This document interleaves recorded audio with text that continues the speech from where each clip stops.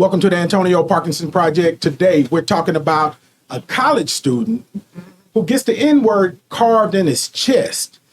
Also, New York Mayor Eric Adams has been indicted by the feds and is facing criminal charges. Also, the Young Dolph trial. We're going to bring you up to speed on everything that happened in it. And lastly, we're going to talk about gun violence in America. And we will hear from a mom who's doing something about it. Don't go anywhere. Hit that subscribe button. You're watching the Antonio Parkinson Project.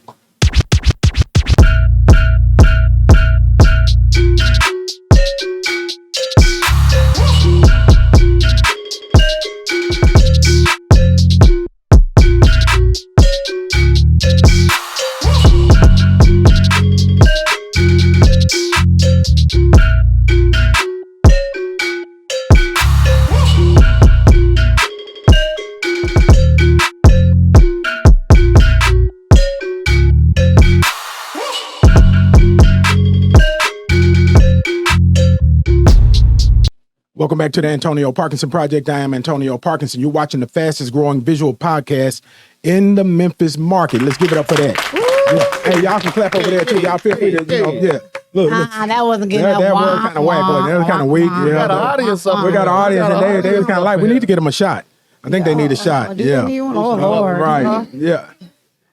Hey, but look, I want to welcome my lovely co-host Angelica Jelly Woods in the building. Y'all give it up for her. Give it up for her. Man, we're struggling. It's raining outside. It's raining outside, man. Everybody want to be taking a nap right now, right? Yeah, that's my DJ Kojak in the building. DJ Kojak, scratch it up for him 4 times, man, for the 3 ladies in the building. For all 3 ladies. Okay, he turns up for the 3 ladies. Was he whack out? Later on. We're gonna give them a test later on, see if they heard them scratches, right? They up in here. Beautiful ladies up in here. They are, man. Yes, they are in here. We're excited to have them. Yeah, so look, man, let's jump right in this stuff, man, because there's a lot going on. I mean, it's a lot going on. So much going on, we couldn't even put everything in the show, right? But I thought this was important for us to talk about, so young college cat, right? Yes. And I guess he's going to a PWI. And it is Gettysburg College or Gettysburg University? Gettysburg College. Gettysburg College in Pennsylvania. Yes. Mm-hmm. Right? I don't know why I was thinking it was in Kentucky or something like that, right? Close to where LeConte is from. Hey, LeConte. Yeah. LeConte is probably from Gettysburg, but but Gettysburg College in Pennsylvania. So apparently there was a swim team, the swim team for Gettysburg College, right? Yes. And they said that the team was at an informal event. For swimmers. So what does informal event mean? I don't know. They were in a swim team together, so maybe they were gathering together as swimmers. Sound like they was partying. Or maybe the coach and them wasn't present. That's why it was informal. Informal, right? Yes, so they were at an informal event, and this guy, he's the only black dude or person of color that's on the swim team, and apparently, I don't know how lit they got or what was going on at this informal quote unquote event, but they carved the N-word into his chest with a box cutter. Yes, not a marker, not an ink pen, a box cutter. So they basically branded this young brother like a cow. Yes. Like cattle. And everything's unclear. How did it happen? What was the consequences? Nobody can give answers to it because who gonna ride on you like that? Yeah, that's incredibly interesting to me. But my thing is, I really would like to know, how that happened. How was he so still that they carved? Couldn't have been. They held that man down. Yeah. So that's what you're saying. They held that man down. They knocked him out. He said knocked him out. He was laid out. Maybe he was drunk and he was carving. They thought he was carving something different in his chest. He wasn't paying attention. But okay. People do stupid stuff. Could have been drunk. Yeah. I mean, carve something in you. Carve a image of a dick or something on him and something. Maybe he thought that's what it was. With a marker. Yeah, something like no in his skin. Yeah, this will be scarred in forever. But so you went to a PWI. You went to and we can't even call it PWI. You was the only person there. So you went to so okay. I did. You did. I went to pretty much an all white school. I went to University of Iowa, predominantly white school. Right. But ain't nobody writing on me, so I don't know. I don't know what's going on. I suppose he had to be intoxicated or something because. No, even in my high school, predominantly white, and still ain't nobody writing on me. Did they ever go too far with a joke or something like that? No, nobody ever went too far. I'm sure there was racist people there, but nobody was in my face racist. Nobody ever called you the N-word? No, never called the N-word. The first time I've been called like a racial slur was when I was in Oklahoma visiting, and somebody called us some monkeys. And that's we went to Oral Roberts. My brother was going to school at the time. Roberts. Yep.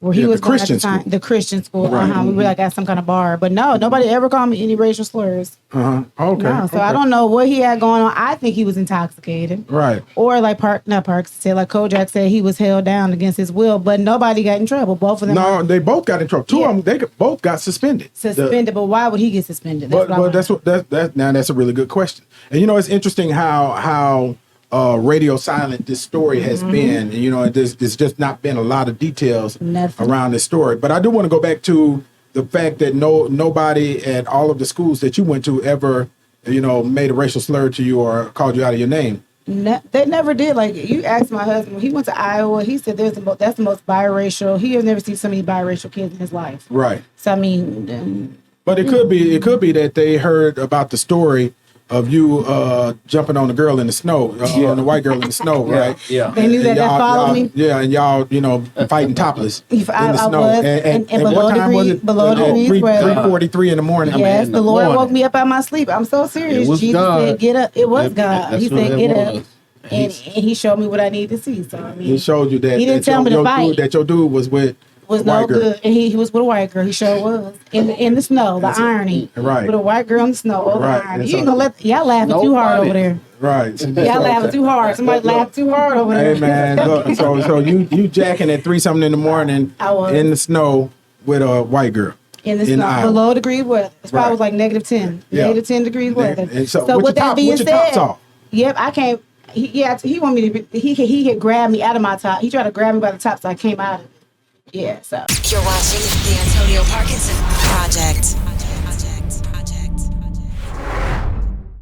So you didn't carve nothing in anybody though. I didn't. So Okay. that's my point. So if he gets some carve, something got to be wrong. I'm saying, how did he sit there and let somebody carve something on him? I don't think it's right. But they're saying due to student privacy rules or whatever policies, they can't speak on it right now. But- That's what they're saying. That's their scapegoat. I got you, but these are not minors though. These are These college not minors? students. So But that's what they're saying. yeah, very interesting. But we want to pivot real quick. Got to talk about this whole thing, man. And I really hate talking about these things like this. Mayor Eric Adams, right, under federal indictment. And so let me get to my notes on this because I should have posted this. But according to the New York Times, right, the New York City Mayor Eric Adams has been indicted on 5 federal charges. How many? 5, including bribery and fraud. Wow. And he turned himself in, I think it was did. yesterday, and he was released on his own recognizance, and that's incredibly interesting. We're talking about the largest city in the United States, Yeah. Black mayor. He's been accused of accepting more than $100,000 in illegal gifts, morning. and the entire local government has been under federal scrutiny, right, under investigation. I was watching it and watching it on the news, and I saw where they started, the feds started grabbing the phones of not just the mayor, but the people under him. I think the police commissioner, and then it seemed like the assistant commissioner is married to the school board commissioner, and both of their stuff got under investigation, and the police commissioner resigned, and it's a whole So hold on. mess. Can they take your private phone, or is this a Oh, phone yeah, that's they can take. They take so everything. they could take? Okay, I didn't know if it had to be like a company or like whatever kind of phone. It has to be. Anything? It has to be related to it's supposed to be related to the investigation. But so but yeah, and so and here's my I hate it when this happens. I don't care if you're Democrat or Republican. The real issue is that it erodes the faith of the people in those that they elected to serve and to help solve problems for them, and this is truly problematic, and and it's a lot. I don't know how political this is or how much politics is playing a part in it, but politics plays a part in everything. So Yeah, he said the wrong thing or did the wrong thing to the wrong person. You think so? You think you got a target on them? Yeah. somebody told me, and I don't know. This is Well, just they've been watching for a long time. Oh yeah, right. Yeah. Yeah, and this I don't know how true this is, but some people were saying, somebody was telling me yesterday that he was considering a run for governor of New York. Oh, yeah. And from what I understand too, and Michelle, correct me if I'm wrong, but I think he served in the state assembly up there, didn't he? Okay, he's in the Senate. He's a state senator, and I know some of the senators from New York. Shout out to brother Parker, who was up there in New York. Cool cat. But I don't think he's a senator anymore. But all the folks I met up in New York that were part of the National Black Caucus of State Legislators. I thought they were cool. I don't remember if I met Mayor Adams, but it's never good. That's all I can say. But did he have hopes of running for president? Didn't we say that? Maybe it was president. Yeah, he had hopes of running for president. So, I mean, did they shut it down early? Well, I mean, well, no, because Trump's still running. You can have fair charges, and you can still be president. He's still running. So, I mean, what does that mean? Yeah, well, that's a great point. And it's all coming from the Southern District in New York. Who is, man? They are lighting it up there. Between Trump. Eric Adams, Diddy, all of those, they ain't playing. Man. They said they need Cat Williams to come back and read us another, like a psychic, give another psychic read, because everything he's been saying has been true as far as exposing this year. So they asked him to come back up. Yeah. Okay. All right. Cat 10 for 10. You're watching the Antonio Parkinson Project. And also, we cannot, get through this segment without talking about, the Young Dolph trial, that ended yesterday, and with a guilty verdict and a life sentence. That should never went to trial. Oh, why do you say that? What did he go to trial for? For what? What you mean? He was guilty. There was nothing. What was the waste of money? What he go for? Well, everybody's innocent until proven guilty. And it just wasn't. It wasn't just him, though. It's a lot of moving parts, and I'm pretty sure they had to get it right. But everybody's not going to trial, right? Some people took pleas. Well, yeah, some people they know they're guilty. They went ahead and said, I see what you're saying. Yeah, like where he go, there was too much evidence against him. Well, I think we need to explain what happened first, I'm sorry. because nobody knows what you're talking about, Angelica. Okay, Kojak, go ahead, Kojak. What happened, Kojak? Uh-huh. Okay, we're gonna do this now. Okay. Well, of course, when everything started, they was actually trying to find the guys. Now, when I say this thing is taking legs, you got Cornelius, and then you also have Justin. Now you got Cornelius and Justin, and then those are the two shooters. Yep. But who hired them? So they're saying that Govan actually hired them, and on top of that, they're saying that Big Jook had like $100,000 out there on the head, on Young Dolph's head. So these guys tried to actually collect that money. For one, it was about money. For the other one, it was supposed to be about signing, trying to get in with CMG. So, he thought he was gonna get famous by killing another rapper, which idiotic. I really don't understand how you feel like you can get away with that, but also, it was according to what came out in the courts, $100,000 was to be paid. Right. $10,000 from each individual would go to Govan, and then they would keep $40,000 each. This is according to what came out in the courts. Right, and so they only got 800. One of them only got 800. Yeah, right. And some pills. And some, wow. And pills. It take a shield to add the petty drops in there and some pills. But you really think about it, on how so guilty, life sentence, more sentencing coming, right? But you really think about, now this dude received $800, right? And he took a life with the expectancy of receiving, a net of $40,000 and only received $800. $40,000 for somebody's life. Even with $40,000, I mean, you're talking about a life. Yes. If you took a life for even $40,000, that's ridiculous. Yeah, but he seems not to even have no remorse. Did y'all hear what he tweeted after? He was able to tweet. Yeah, that's what I want to know. I promise you, I'm out on my line. I'm gonna read what he said after the verdict. Okay, so this post surfaced from the account of Justin Johnson following the guilty verdict of the murder of Young Dolph, and it says these N-words: taking criminal responsibility. I'm taking street responsibility. Regardless, I'm forever the biggest. They can throw away the keys before I eat the cheese. Damn. That's what he said. Now, So- are we? But has that been verified? Yes, that it's verified right Who- here. who- It's where's on right here. There it goes, right but, there. but what was the source on that? Oh, it's from Shade Room, and they Okay. shared it from the law something, whatever. Yeah, but it Okay. came from his. I think somebody probably posted on his behalf. That happens all. But sometimes people have phones too, so I mean, Right, it's not surprising. yeah. But he said he's not eating no cheese, and he got street creds for life, and he just throw away the keys. That's what he's saying today. I don't even know what that means. Yeah, that's Okay, what- somebody. I ain't gonna tell you what somebody said in the comments, but Right, because man, Street cred. bro, Street cred. you ain't gonna be in the streets. yeah, and that's Yeah. what this guy in the comments, well, he said something profound. He said, I just did 19 years. He said it's all good until they close those doors and you days and it's just you and yourself. He said, you say that now, you gonna feel it then, and there's he got life. He just said And his kids will Never- basically grow up without him. yeah. Man, he got street yeah. creds and he didn't take the cheese, what he said. I didn't say it, that's what he said. Man, it's just written. incredibly sad. Yes. Incredibly sad story. Yes. Period. It And, you is. know, and I'm fortunate, and you know, and lives have been changed forever. And will Forever. continue to be. Everybody Hey, y'all. knows it. Next up, we have a mom. And her teenage son was lost to gun violence, same gun violence we're talking about now in Memphis. And she has an incredible story. So y'all don't go anywhere. Stick around, hit that subscribe button. We'll be right back. You're watching the Antonio Parkinson Project. Grab a backwood and roll up. Grab your cup and let pour up. They didn't want us round it first, but now they act like they know what. Hey, but they show love, yeah, we show out when we show up. I don't even do the liquor, that shit might make me throw up. But we turned up, this the after party.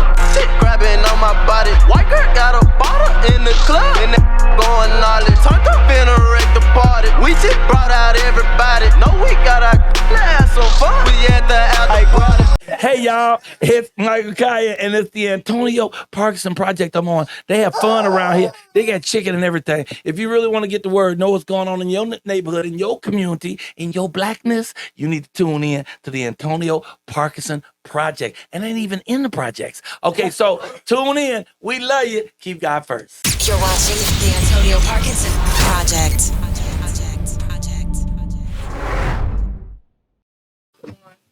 Welcome back to the Antonio Parkinson Project. I am Antonio Parkinson. You're watching the fastest growing visual podcast in the Memphis market. Let's try it again. Doing numbers. It took Peaches to get up here for us to get a know, little that's what vibe they back clap for. there. Right. And y'all give it up for my wonderful co-host Angelica Jelly Woods in the building. Give it up for her. Yeah, man. We had to do surgery on her earlier. We're gonna come back to that though. I know. Yeah. And look, give it up for my DJ. That's my DJ. DJ Kojak in the building. Scratch it up for him 4 times. Oh, Kojak for North Memphis. Bam for the North. You don't scratch like that for North Memphis. No, Hold on. Together. Did you hear the scratch? Oh, you didn't hear the scratch? Shriek said she ain't Okay. lying for you. He's from the North. She What's probably going heard on? that scratch. Because when we play it back tonight, when we play the show back, everybody else gonna hear the scratch. I don't know why you ain't hear the scratch. Let's try it again.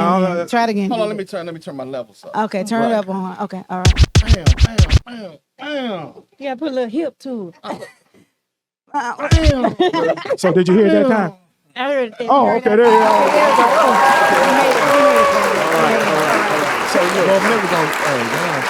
Hey, man, remember we was talking about them 5 jobs last time, man? Yeah. 5 jobs that only black folks take. Yeah. Being a security guard at a club in North Memphis. Yeah, you got to be black. Oh, my Definitely God. a black job. Yeah, Black definitely a black job. But look, Shericka, first of all, thank you for being here. We're proud to have you. Thank you. Y'all give it up for her. Look at her. Look at her. Isn't she lovely? Look at her. Come on. Got her hair did and everything No for the Antonio makeup, Parkinson Project. Look at her. Makeup, natural.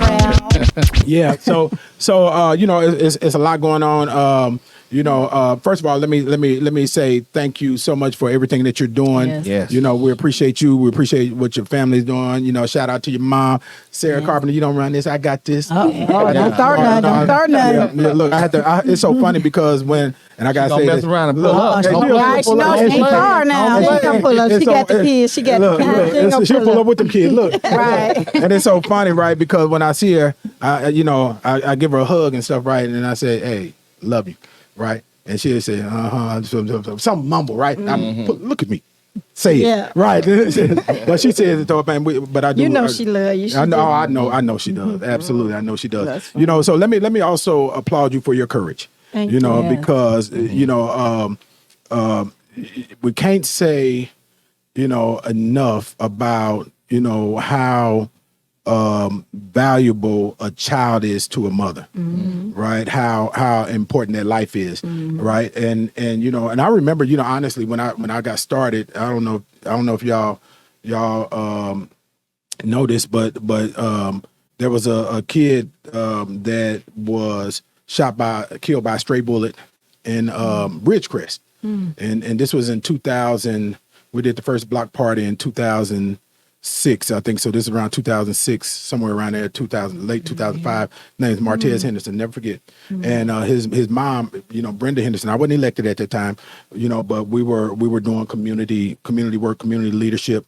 And when that happened, you know, me and some friends, we all went over to Ridgecrest, you know, and you know, talked to the people in Ridgecrest, and you know, spent as a matter of fact now. Since then, up until present, you know, now in relationship with his mom, right? Supported her. But here's the thing. Here's the thing that I will never, ever forget about all of the mothers that I've dealt with or had interaction with. Let me rephrase it. Had interaction with after losing a child. It's the same glazed over look, you know, that you can never ever forget, because whatever space these moms are in at the time of the loss of their child, right, is something that you'll never ever forget. And I'm talking about, you know, everybody from Brenda Henderson to Charlotte Haggett, who lost her son over here on Egypt Central, to the police officer shooting, and to others. And so, you know, but it takes a lot of courage. It do. It takes a lot of courage and a lot of fortitude to be able to come forth and talk about it, and, you know, and to be doing something about it. Exactly. So for that, we say thank you, and we truly appreciate you and everything that you're doing. You're watching the Antonio Parkinson Project. Appreciate that. Yeah. So, you know, take us, you know what? Take us from, if you will, from that morning. And you know, because and let me tell you why I asked that. I asked that because, you know, one, you know, we just got finished talking about how people don't value life, right? Right. And I'm hoping that somebody's parent or somebody themselves, you know, these kids that's out here on social media beefing and this, that, and other, that they will hear this and understand this, and maybe it'll save somebody else's life. So Right. take us from that day, that morning. That morning, Braylon actually, he was preparing to take Chaselyn to, which is his younger sister.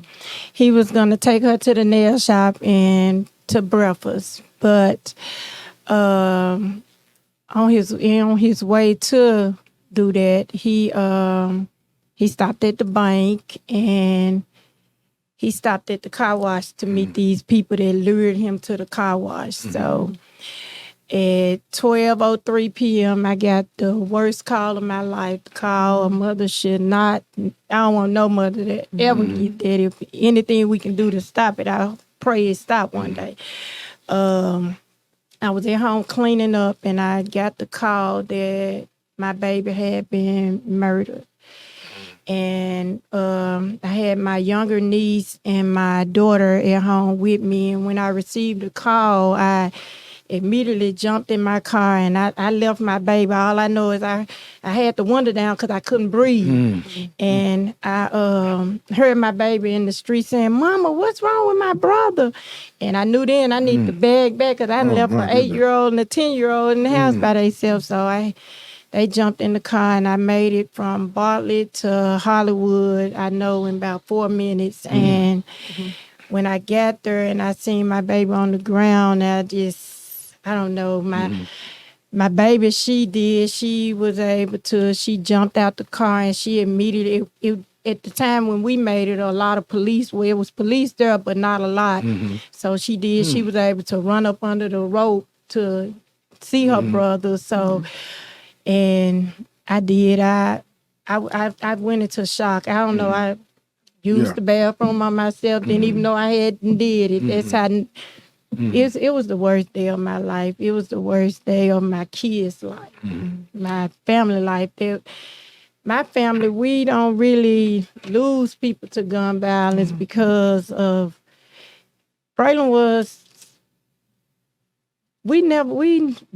the youngest person we ever lost in our family. So it was hard. It was hard. I still have hard days, but doing the work that I'm doing to try to save another young man or young lady, because these young girls, they can be worse than the boys. So, you know.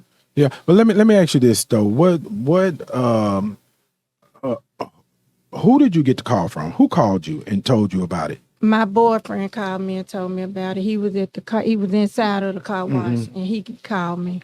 Right, and so that when you heard those words come from your boyfriend on the phone, what was your immediate reaction? He had to say it to me again because not my boy, because my boy. And I'm not one of them moms that just saying what they kid will and won't do. My boy, he was different. He never been in a fight in his life. So, you know, he was Braylon. Everybody loved Braylon. So it was shocking. It was shocking. It was breathtaking. It still take my breath 3 years later. 3 years later, It still take my breath. And I'm still fighting for justice and gonna keep on fighting. You know, so he was 17. He was at 17. the time. He was in the 12th grade at Gateway Christian Academy. Yeah, 17 years old, man. Yep, a month before his 18th birthday. A month. A big teddy bear, talented, could rap. Yeah. Yes, a big teddy bear, a big softy. The bitch would call him a big softy. Yep. That's exactly what he was. Yeah, the individuals that committed this, this murder, did he know them? He didn't know them. He didn't know them. Nope. How were they able to get him to come down there? How did that happen? He was lured in by somebody that he knew. Okay. He was lured there by somebody that he knew, and that's when the robbery took place. So that's what happened. They were trying to rob him. Yes, sir. Right. I mean, did they feel like it? Did they think he had something that They what thought he was had- that? What was the story behind that? They thought he had something. What they thought he had, I don't know, but they thought he had something. They really thought he was older than what he was because he was 6'7" and 200 and some pounds. So, Okay. yeah. And so the individuals, were they teenagers also, or were they adults? Nope, they were fully grown. Grown men. Grown men. Grown men. And that's like when I was hearing Cornelius Smith testifying, when he said it was his daughter's birthday when he committed the crime. Yeah.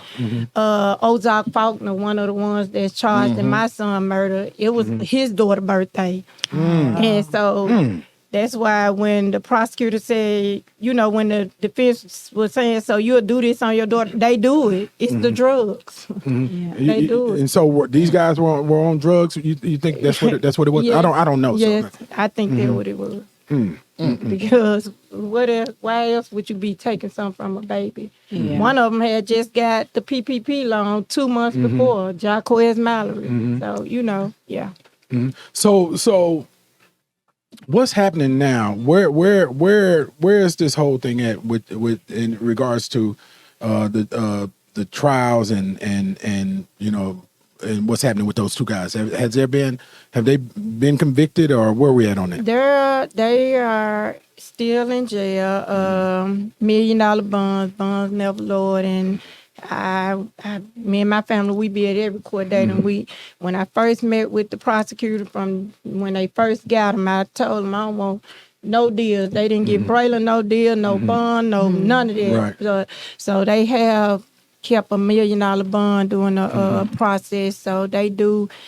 We were scheduled to go to trial July 3rd, 29th, but they rescheduled it, so we go to trial December the 2nd. You're watching the Antonio Parkinson Project.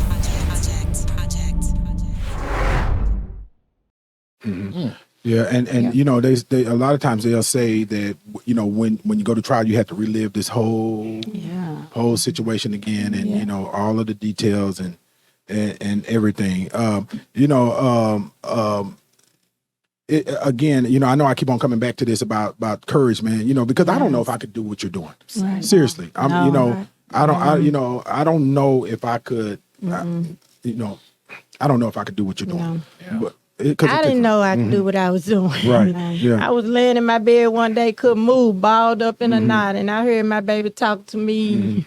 Because at first people were like, Peaches, you get the young people, they drawing to you. You got to reach out to them. And I was like, they were like, you got to save them. At first, when it first happened, I had the attitude, I ain't saving them. They ain't saving my baby. That was the attitude that I had. And Braylon, I could hear him plain as day talking to me, Mama, get up and do something. You got to do something. So that's how I came up with the name, the Braylon Murray Project, because he left me a project to do. I had parents come to me who I had never met until Braylon passed. They was coming to me and they was telling me that these parents had lost their son prior to Braylon.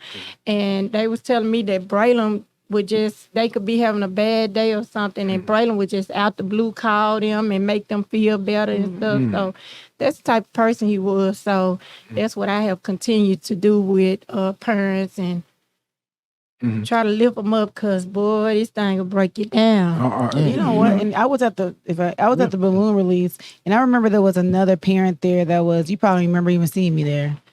There was another parent. She was a victim. Her son was a victim of gun violence too. Do you know who I'm talking about? She spoke on the mic. Yeah, Tamika Talley. Yeah. I know. So she came. Yeah, she showed up, and I'm gonna tell you, celebrities showed up. Okay. Yeah. He brought out the whole city, and that spoke volumes. What she said and how she supported you and how you're continuing to support. I thought that was profound when I was at the balloon release. How she came and supported Peach. Should I say Peach or Shericka? Sorry.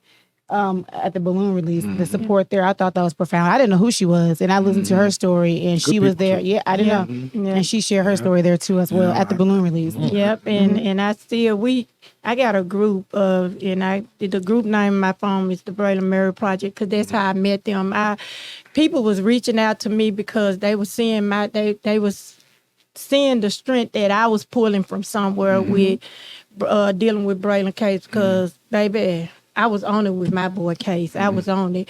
So I had parents that was reaching out to me, and they was, when I say they was weak, they was, and I one of them, a couple of, about 50 of them, I done told them, get up out that bed. We gonna go down here, and it was about 25 parents and their supporters. We did.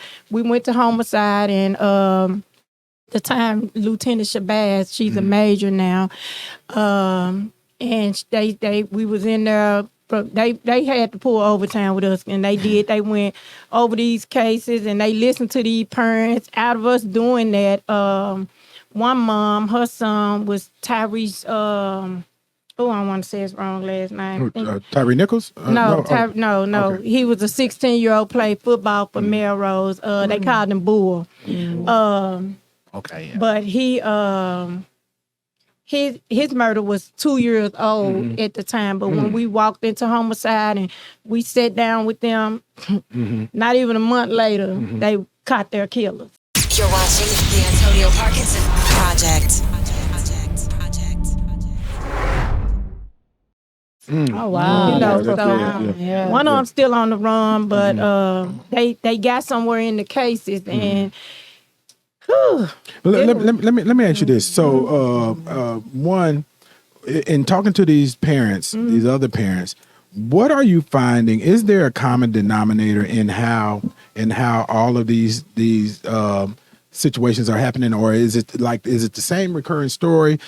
Somebody stole something from somebody, or somebody was talking on social media. What's the story that you're hearing over and over from some of these situations? All of them different stories. The common denominator is they picking up guns for no reason. Yeah, that's the common denominator. All of them is different situations and different stories, but the bottom line is they run into guns instead of anything else. If you ask me, these kids don't have anything else to do that they consider as cool. Back when we was coming up, our age, it was a lot we could do. Whether it's the community center or whatever, they don't Man, have all that. We had all that. They don't have none of that. So they look into what they think is cool, the gun. So I hope that they see and take what they saw Justin Johnson, whatever his name, receive on yesterday as a they think.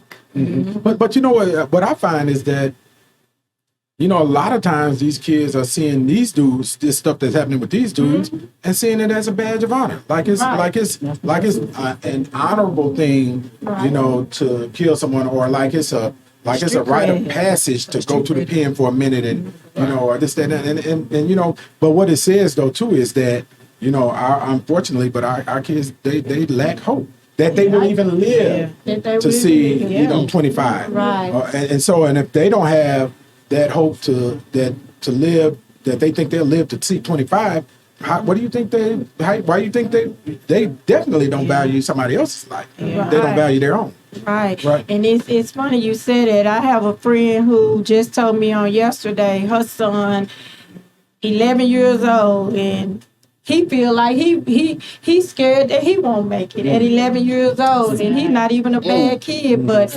it's just from seeing the things that's going on around him and stuff. I just. Yeah. Let me ask you this though. Were you about to ask something, Coach? Yeah. Okay. So I before we wrap this segment up, we were a little bit over, but what was the turning point for you to where you came? And I'm not saying you came out of mourning, but where you shifted into action from the mourning process. What was the turning point? Do you remember that? After my son murder, my son was supposed to graduate in 2022. So on the way to his spring graduation, I had my first heart attack. A week later, I had my second heart attack. And ain't nothing wrong with my heart. They diagnosed me with taken down syndrome, which is another word for broken heart syndrome. So I knew then that I needed to breathe healthy, get it together for my two daughters, and continue to fight and keep Braylon alive. That was my turning. That was the turning point. And let me ask this last question. What's next? What are we going to? Okay, we got this vehicle now, this organization. What are we going to do with it? My goal is to save as many young men as I possibly can. Not everyone wants to pick up a gun. Not everyone, most of them scared to pick up a gun. So a lot of times, us as single parents, we forget to encourage our kids, tell them that they can do it. So a lot of kids not getting it at home. So yeah, so that's what I'm going to push as many of them as I can. And I got a few of them about a chokehold who done had guns, who got guns everywhere. But, and also to get the police to, you know, we got to get the police more involved in the community too. Because like when I was young, Lieutenant Granson used to sit on the steps and have bars. Right. So, you know, these kids ain't scared of the police no more. You're watching the Antonio Parkinson Project. So, you know, to get them involved with them. But Murray Young, he been very, you know, he been working with me. So I look forward, he's going to be at the event on October the 29th. And I look forward to October the 19th. I'm sorry. Speaking of which, hold that flyer. Tell everybody about the event, what's happening. On October the 19th, the Braylon Murray Project in Lincoln Hands, which is Marshall Wilson, the Orange Mountain and North Memphis coming together. Okay. We ladies just shout while they over there. Send them a shout too. Yep, Marshall Wilson and Yimta Crump, Marshall Lincoln Hands, and Yimta's a part of the Braylon Murray Project, and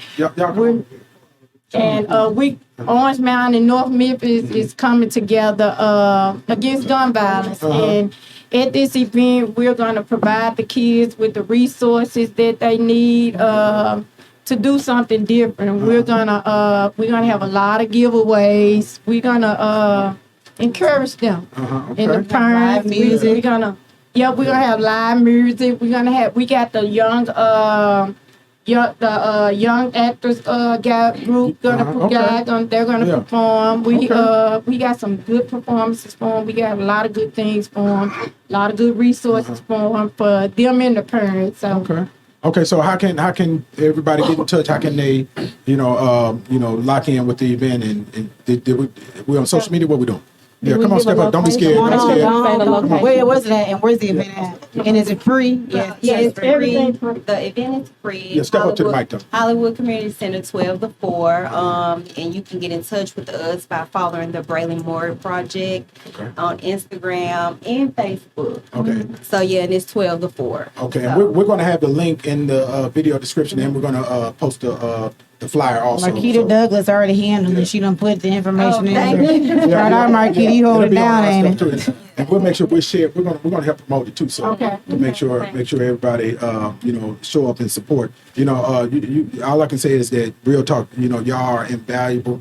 And I'm not saying this lightly. You know me. You don't get no political shit from me. So you get some real uncut shit, right? So so man, I thank God for you. Real talk, and y'all don't let it die. Don't let this go. Don't let it be in vain. 10 years? 10 years, right? Yeah. So y'all give it up for these wonderful ladies. We appreciate you. We love y'all too, man. Thank you so much. Yeah, man. So look, you've been watching the Antonio Parkinson Project. Make sure you hit that subscribe button. Make sure you share this too. This is an incredibly important show, and we'll see you next week. Actually, we'll see you tomorrow. 8-Ball MJG tomorrow, 11 a.m. Speaking of oranges now. Speaking of orange, man. Speaking of now. I thought Right? he was gonna say Speaking of now. But yeah, so we'll see y'all tomorrow. Make sure you tune in, lock in, hit that subscribe button. We're out. Guessing to find you. I always in the mood. I told you always wanted something like this. Hold on to